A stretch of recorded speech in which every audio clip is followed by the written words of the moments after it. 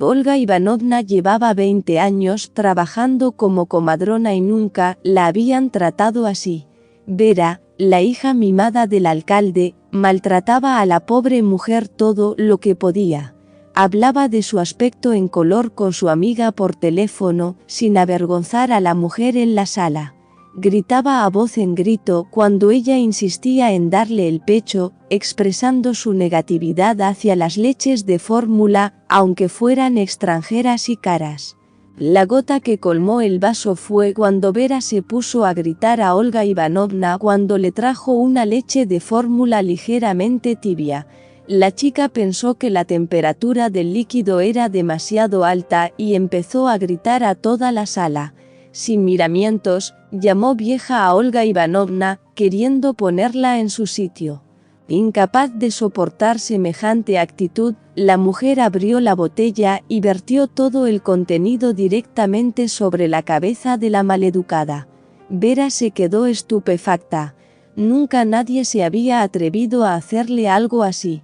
Inmediatamente cogió el teléfono e informó a la mujer de que podía considerarse en paro. Por supuesto, Olga Ivanovna se dio cuenta inmediatamente de lo que había hecho, pero ya era demasiado tarde. La mujer lo entendió perfectamente. A partir de hoy podía poner fin a su vida. Podía aceptar el hecho de que estaría mal, pero no tenía derecho a permitir el avance de la enfermedad de su marido Oleg Viktorovich. La mujer había vivido con él más de 35 felices años y, evidentemente, no podía permitir que su amante se quedara sin pastillas. Salió al pasillo, se agarró el corazón y sintió que la piel de la cara le ardía de lágrimas. Una joven y guapa administradora, Vika, se acercó a Olga Ivanovna y le informó con pesar de que el nuevo médico jefe la llamaba a su despacho. Olga Ivanovna sabía que aquel hombre era su primer día de trabajo, así que esperaba contar con su favor. Ya se había preparado para convencer al hombre de la complejidad de su situación, de la incorrección de una mocosa malcriada. La mujer cogió su viejo neceser, heredado de su madre, y se dirigió al despacho del médico jefe. Andrei Valentinovich estaba revisando los papeles en ese momento cuando una anciana con cara llorosa llamó al despacho. El hombre ya había sido informado de que la comadrona se había atrevido a ofender a la hija del alcalde. Naturalmente, no podía permitir que esta empleada siguiera trabajando en la clínica. Andrei Valentinovich comprendía que los hijos de padres acomodados pueden comportarse de forma extremadamente maleducada, pero no podía hacer nada. El hombre acababa de ocupar un puesto con el que soñaba desde hacía mucho tiempo. No podía desaprovechar semejante oportunidad, así que le pidió a Olga Ivanovna que se sentara y escribiera una declaración de su propio deseo. La mujer entró lentamente en el despacho, se sentó no lejos del médico jefe, cogió una pluma entre las manos y empezó a escribir. Las lágrimas corrían a raudales, así que Olga Ivanovna sacó apresuradamente un pañuelo de su neceser para no empapar el papel con lágrimas amargas. Andrei Valentinovich bajó los ojos, miró el neceser e inmediatamente se mordió el labio. Se levantó de su cómodo sillón, se acercó a la mujer y se echó a llorar de repente. Andrei Valentinovich se sentó lentamente, y luego abrazó las rodillas de la comadrona y empezó a darle las gracias. El pequeño Andriusa fue una verdadera alegría para sus padres. La madre, Elizabeta, trabajaba como maestra, y el padre, Fyodor, se dedicaba al comercio. Todos los meses viajaba a la capital a por mercancías. Un día decidió llevarse consigo a Andriusa, que cada vez le rogaba a su padre que le enseñara Moscú. El niño solía hojear las postales, en las que veía el magnífico Kremlin, el magnífico y antiguo Arbat. Andrés soñaba con pasear por las calles floridas, sentir el increíble ritmo de la ciudad. Fedor consultó con su mujer y compartió la alegre noticia con su hijo. El próximo fin de semana planeaba ir a Moscú con Andrés.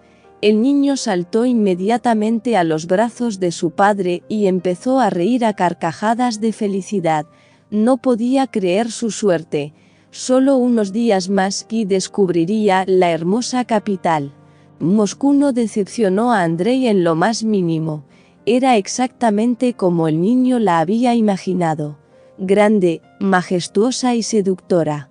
El niño empezó inmediatamente a persuadir a su padre para que se trasladara a la capital. Fedor prometió pensárselo, porque su negocio estaba empezando a girar. Tras recoger la mercancía, el hombre partió con el niño hacia la estación de tren. Fedor se puso un poco tenso cuando vio a su vecino, un hombre moreno que era claramente un representante del pueblo romaní. Sin embargo, el empresario se relajó de inmediato cuando supo que su nuevo conocido, Artur, también era comerciante. El hombre se puso inmediatamente a hablar con su compañero de viaje, olvidando por completo todos los prejuicios. El tren debía parar en media hora. Artur le ofreció a Fiodor unos bocadillos y una tintura de su propia cosecha, y le dio al niño un zumo de melocotón dulce. El hombre dudó al principio, pero luego aceptó. No estaba bien rechazar a un nuevo conocido. En cuanto Fedor bebió un par de sorbos, sintió inmediatamente debilidad en todo el cuerpo. Artur dijo que hacía demasiado calor, que se sentía cansado y sugirió a su compañero de viaje que se tumbara. Nadie podía imaginar que el gitano resultaría ser un auténtico estafador. Se bajó en la siguiente parada con el niño. La gente siempre procuraba mantenerse alejada de los gitanos, así que no acusaron al hombre de nada. Se apresuró a llevar al niño de la mano, asegurándole que su padre estaba a punto de despertarse y le seguiría fuera del tren. Andriuska no podía imaginar la pesadilla que le esperaba después de las turbulentas emociones que le había dejado el viaje a Moscú. Artur le llevó directamente a un tabor gitano, donde los niños rusos no recibían el mejor trato. El niño estaba convencido de que su padre le había abandonado, supuestamente decidido a darle una lección. Andrei fue obligado, junto con viejas gitanas, a ir a la plaza de un pequeño pueblo y mendigar. El niño se sentía abandonado, pero tenía miedo de negarse. Había visto cómo castigaban a su nueva compañera boba por cualquier desobediencia. Artur cogía inmediatamente una liana y le daba unos buenos azotes en la espalda desnuda. Andrei no quería ese destino, así que cumplió obedientemente todos los requisitos. En el tabor tenía que trabajar duro. No solo le llevaban todos los días a mendigar, sino que cuando volvía la tortura no terminaba. Andrei era obligado a hacer todo el trabajo sucio. Tenía que cargar pesados cubos de arena, trabajar en el campo mientras los ancianos romaníes se tumbaban en la cama a fumar y jugar a las cartas. Los hombres se reían a carcajadas cuando el niño fracasaba en algo. No sentían ninguna compasión por el niño ruso. Andrei se sentía abandonado todos los días, pero no había nadie a quien quejarse. A veces intercambiaba algunas palabras con Boba, el mismo niño abandonado por sus padres. Durante algún tiempo Vladimir intentó luchar contra el régimen, pero se vio obligado a ser obediente. Cuando toda su espalda se puso azul a causa de las palizas, el chico se dio cuenta de que no valía la pena resistirse. El chico miraba con tristeza a la gente que pasaba. Todos a su alrededor eran tan indiferentes que le entraron ganas de llorar. Sin embargo, ocultó sus lágrimas porque era imposible mostrarlas. El destino del niño podría haber sido extremadamente triste si no hubiera aparecido en el camino de la muchacha, que no podía permanecer indiferente. En cuanto vio al niño rubio, lo comprendió todo de inmediato. Hace poco, Olga leyó un anuncio en el periódico en el que se informaba de la desaparición de un niño. Fue literalmente durante unos días a una pequeña ciudad de la región de Moscú para visitar a los padres de su amante Oleg. La futura suegra cayó enferma, así que la chica decidió ayudar en las tareas domésticas, mientras el amado ganaba dinero en la capital. Olga se dio cuenta de que la gitana estaba distraída adivinando el futuro a la gente que pasaba y se acercó rápidamente al chico. Lo cogió de la mano y lo llevó detrás de ella. La chica declaró que conocía a sus padres, dando los nombres mencionados en el anuncio.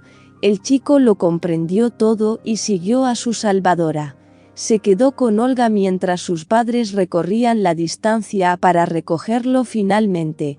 La chica vio las lágrimas en los ojos del niño e inmediatamente sacó la bolsa de cosméticos. Hábilmente sacó un pañuelo y empezó a secarle la cara. Olga comprendió perfectamente cuánto había sufrido el pobre niño. La chica hirvió sopa de remolacha, cocinó chuletas y galletas. Dio de comer a Andriusa y luego lo acostó. Era difícil imaginar el estrés que había sufrido el niño mientras estaba en el tabor de los romaníes.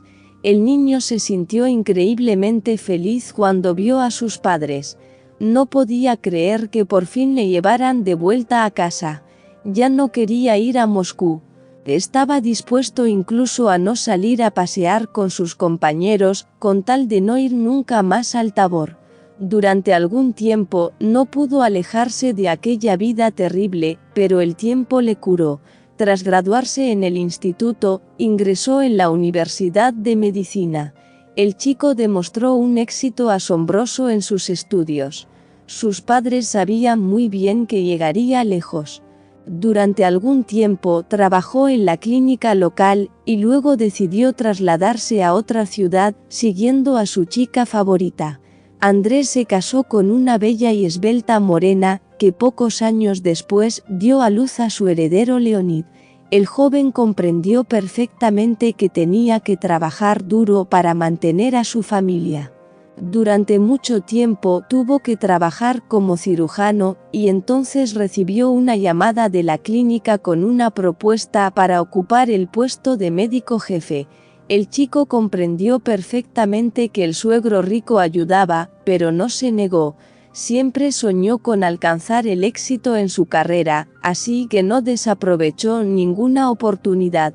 El chico estaba inmensamente contento con el nuevo puesto. Se puso a trabajar con una amplia sonrisa en la cara. Andrei Valentinovich, un hombre alto y majestuoso de pelo rubio, que solía llamarse Andriusa, fue transportado a aquellos tiempos lejanos. Recordaba a una chica amable y hermosa de baja estatura. Era la más valiente entre la multitud de gente que pasaba. Solo Olga se había atrevido a robar al niño de las manos de los gitanos. Si no hubiera sido por ella, la vida del joven habría resultado completamente distinta. Andrei Valentinovich comprendió perfectamente que le debía mucho a aquella maravillosa mujer. Cuando el nuevo médico jefe vio el neceser que Olga Ivanovna había heredado de su madre, se quedó boquiabierto. Era de colores vivos, con un girasol bordado y una mariquita de adorno, exactamente el mismo del que la mujer le había sacado un pañuelo hacía muchos años. Andrei empezó a preguntar a la mujer si se acordaba de él. Olga Ivanovna lloró de inmediato y abrazó al joven. Inmediatamente reconoció en aquel hombre alto a un niño muy pequeño e indefenso con ojos llorosos. La mujer nunca pudo tener un hijo con su marido, pero en aquel momento sintió que de repente lo había encontrado. Por supuesto, Andrei Valentinovich no descartó a su salvador. Es más, decidió nombrar a Olga Ivanovna comadrona mayor. El hombre ayudó a tumbar la operación del marido de su empleada. Oleg Viktorovich sintió literalmente en pocas semanas las primeras mejoras. Conoció a Andrei e inmediatamente encontró un lenguaje común con él. El joven había perdido a sus padres hacía mucho tiempo, así que se alegró de poder comunicarse con la pareja, que resultó ser buena gente. Olga Ivanovna y Oleg Viktorovich se convirtieron en huéspedes bienvenidos en casa de Andrei. Cada vez se reunía con ellos como si fueran sus padres. Pocos meses después, el alcalde de la ciudad fue sorprendido robando. El hombre fue arrestado rápidamente, por lo que la mimada Verochka tuvo que aterrizar un poco. La corona ya no se ceñía con tanta fuerza sobre la cabeza de la muchacha que se atrevió a ofender a un hombre amable y honrado. Por lo visto, los boomerangs ocurren.